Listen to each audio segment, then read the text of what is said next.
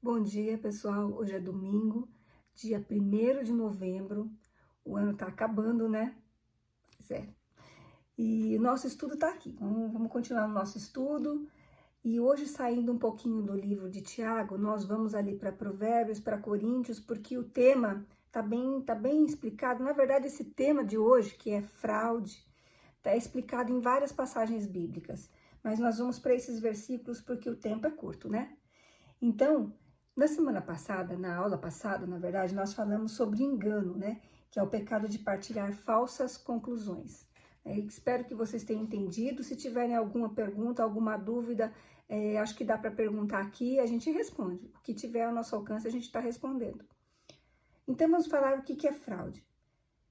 Para começo de conversa, fraude, segundo o dicionário, é tudo aquilo que não é verdadeiro, que é distorcido, que é enganoso. Também tem outras explicações, né? Tem outros significados jurídicos. Se usa muito em termos jurídicos a parte penal, a parte administrativa. Existem fraudes em todos os lugares. Então a fraude é isso, é engano, é distorção. E a primeira fraude a gente vê onde? Lá em Gênesis, começo da Bíblia, já tem a primeira fraude, que é quando Satanás tenta enganar a mulher e engana através da cobra. O que Satanás fala, né? Qual é a artimanha que ele usa dessa vez na fraude? Ele queria controlar a Eva e também levar Adão a pecar, e conseguiu. E o que ele fala para ela, né? É assim que Deus disse: comereis de toda árvore, não comereis de toda árvore do jardim? Deus disse: você não pode comer dessa árvore. Nesse ponto, Satanás estava falando a verdade, mas a apresentação dele levou a Eva a crer que Deus era um Deus perverso, mesquinho, e o que ela fazia de todo o coração agora já era uma escravidão, já era algo que ela não podia, já era algo ruim. Então ela concluiu que Deus não permitia que ela experimentasse a totalidade daquele lugar, todas as árvores. Mas se a gente for pensar bem, e se a gente for ler o que estava escrito, Deus disse o quê? De toda a árvore do jardim comerás livremente. Livremente. Mas da árvore do conhecimento do bem e do mal, não. Então, se eles ouvissem dessa forma, como eles tinham ouvido anteriormente, depois que Deus falou isso, eles ficaram felizes. Poxa, Deus nos deu essa infinidade de árvores e de frutos para que a gente possa se alimentar. Então, tem muito mais bem do que mal seria. Mas a cobra ardilosa, Satanás ardiloso, ele fez a mulher achar o quê? Mas por que dessa eu não posso? Como assim dessa eu não posso? Né? E aquela visão de um Deus generoso e bondoso foi embora e trouxe o quê? O pecado. Então, essa distorção de fatos é uma técnica que se usa para manipulação da verdade, tirar vantagem própria, autoproteção. Veja bem o que acontece muito. Quando você está contando alguma coisa para alguém, você ouviu uma palavra e você vai contar para alguém: olha, mas essa pessoa falou, como assim? Você não. Foi isso que ele te falou? Foi dessa forma que ele falou? A entonação da pessoa distorce até. Ela pode estar dizendo a mesma coisa. Olha, eu gosto de você. Ela pode falar: eu gosto de você, eu gosto de você. Sabe? A entonação. Eu já vi muitas pessoas conversarem comigo e falarem a entonação que a outra pessoa conversou com ela, mas eu sei que não foi aquela. Foi diferente. A pessoa falou em tom de humildade, falou em tom de ajuda, falou em tom de brincadeira, e a outra vem quando ela conta ou ela recebe aquilo como se fosse uma coisa crítica, uma crítica, algo que esteja afrontando ela. Entendeu? Também é um tipo de engano. Prestem atenção como as pessoas contam as histórias. Prestem atenção.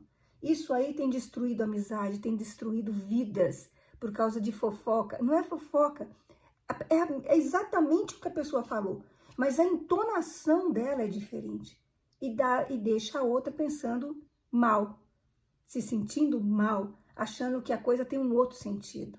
Esse é um tipo de engano também. É uma distorção. Então está evidente na vida das pessoas que praticam o pecado, que existe uma fachada de comportamento piedoso. E a gente vê muito isso também na igreja, infelizmente, pessoas que têm aquela fachada de eu sou bonzinho, achando que isso aí vai enganar Deus. né? Já está completamente enganado, mas ele está se enganando e enganando os outros. Tem aquela fachada de bom comportamento, mas lá fora é outra pessoa. Com os amigos, a boca dele é só palavrão, é só maledicência, é só coisa ruim, é só piadinha, é só coisas que destroem. Prestem atenção. E essas pessoas, às vezes, são as mesmas que estão ali, louvando, agradecendo, fazendo aquele teatro todo. Às vezes eu estou falando sobre isso, pode ser um pouco chocante, mas a gente precisa prestar atenção, que Deus conhece o nosso coração, Ele conhece as nossas intenções. Então preste bastante atenção nisso. Outra coisa, por que existe, né, esses selos de autenticidade? Olha, pode comprar tal coisa, é autêntica, é boa, pode comprar. Porque existem as fraudes. Se existem as fraudes, tem que existir aqueles que pregam as coisas certas. Então a gente vê muito isso aonde? O comportamento de alguns homens de negócios, né? Alguns contratos, que nas entrelinhas está escrito uma coisa, mas a pessoa assina achando que é outra. Ela foi enganada, isso foi uma fraude, né? Às vezes um professor, que ele tem um entendimento, um pensamento sobre determinadas coisas, determinadas situações, determinadas matérias, e ele tenta passar aquele entendimento dele para o aluno, já direcionando o aluno para pensar da mesma forma. Né? Ele não está ali passando simplesmente a informação, ele está passando o que ele entende e fazendo com que o outro também entenda daquela forma, né? Distorcendo às vezes um momento histórico, um fato histórico ou alguma situação. Prestem atenção. Isso aí sempre vai existir, pessoas que distorcem as palavras. E Paulo se preocupava muito com isso, tanto que ele escreveu lá em... Deixa eu achar aqui. Paulo escreveu em Coríntios 11:3. 2 Coríntios 11:3, ele fala sobre isso. Vamos procurar que eu perdi meu Coríntios. 2 Coríntios 11:3. Vale a pena ler para a gente poder entender onde a gente erra, onde a gente se pega, onde a gente se perde. A gente se perde muito nas conversas, nas pessoas. Dependendo de qual pessoa falou, você tem aquilo como a mais absoluta verdade. Preste atenção. Senão a palavra não diria assim, de tudo que você ouvir, retenha o que é bom. Prove as escrituras. Significa, vai procurar, vai pesquisar, veja se é isso mesmo. Em 2 Coríntios 11:3, Paulo fala assim: pois, assim como Eva foi enganada pelas mentiras da cobra, eu tenho medo de que a mente de vocês seja corrompida e vocês abandonem a devoção sincera e pura a Cristo. Ele estava falando essa carta aqui lá aos Coríntios. Era o medo de Paulo. É o nosso medo. Das pessoas serem contaminadas por fraudes, por pensamentos e por palavras erradas e palavras distorcidas e acabarem saindo do amor verdadeiro e puro a Cristo. Então, a gente pode ver que outra coisa que diz Provérbios 21:11, eu vou ler. Suave é o homem o pão do ganho por fraude, mas depois a sua boca se encherá de pedrinhas de areia. Né? A pessoa, o caso aconteceu com a nossa família de um veículo que a gente queria vender, um carro que minha mãe queria vender, e a pessoa chegou, falou, não, eu vou comprar seu carro, quanto que você pede? Ela até pediu um valor um pouquinho acima da tabela, porque o carro era muito bom, tal, e a pessoa foi lá e comprou o carro. Nossa, seu carro é maravilhoso e muito obrigado, Deus abençoe a senhora, que a senhora seja abençoada. Minha mãe ficou toda feliz porque ouvindo a pessoa falando tantas coisas, palavras abençoadoras, ela ficou feliz. Ela pegou o cheque dele, já transferiu o carro imediatamente, sem sequer saber se aquela pessoa, se aquele cheque era dela, se não era. Ela simplesmente acreditou naquelas palavras e naquela pessoa. No dia seguinte, quando foi descontar o cheque era roubado.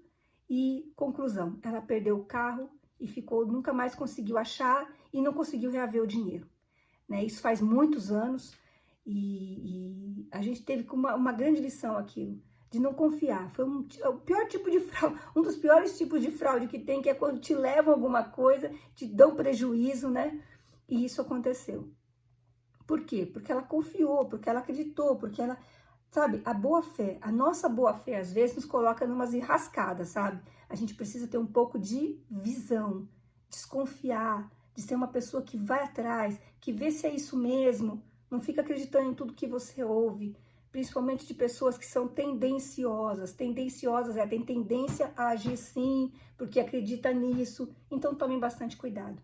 Por fim, encerrando, eu quero deixar para vocês uma palavra boa, porque até agora só foi palavras ruins. Lá em Provérbios 12:20. Provérbios 12:20 diz o seguinte: aqueles que planejam o mal, acabarão mal. Porém, os que trabalham para o bem dos outros, encontrarão a felicidade. Tá? Então, sabe, não planeje mal, não pense em enganar, sabe? Nem quando seu pai e sua mãe perguntar com quem você tá falando no celular? E você mente que é para um amigo, mas é para uma outra pessoa. O que você está fazendo? Você mente que está assistindo uma série inocente, infantil, mas está assistindo uma outra coisa. O que você já fez sua tarefa? Você mente que já fez, mas não fez. Então não deixe esses pequenos enganozinhos, esses pequenos erros, esses pequenos pecados, vamos dizer assim, se é que pecado tem tamanho, né? Essas pequenas mentiras entrem na sua vida. Na próxima aula nós vamos falar exclusivamente sobre a mentira. E tem muita coisa para falar, gente, muita coisa. Mas vai prestando atenção no seu jeito de viver, no seu dia a dia, as pequenas coisinhas que vão passando e a gente não percebe. Isso vai ficando grande, vai ficando maior, até o ponto de você estar totalmente já mentindo sobre todas as coisas, não tá nem percebendo, tá? Porque isso vai entrando na vida da gente, entrando no coração, e se a gente não tira de uma vez e vai tirando mesmo, não deixando isso permanecer, ele vai fazer morada na sua vida, ok? O pecado é assim, ele ronda, mas se você deixar, ele faz um ninho, ok? Tchau, até a próxima. Obrigada.